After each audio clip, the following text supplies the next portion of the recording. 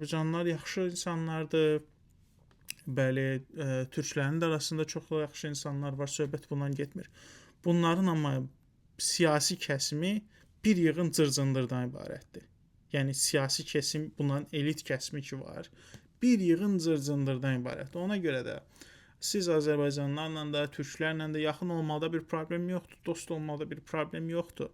Bir iş görməkdə bir problem yoxdur, amma bunların elit kəsimi ki var, bunların siyasətçiləri, bunların vətəndaş cəmiyyəti falan hamısına aid etmirəm, amma böyük bir qismi, idarə edən bir qismi bir yığın cırcındırdan ibarətdir. Yəni bunlar bir-birinə atan adamlardır. Yəni $100 atan görmüşəm mən bunlar bir-birinin arasında, hansı ki təsəvvür edin, ortada milyon dollarlıq söhbətlər var, bir-birlərinə $100 atan adamlardır.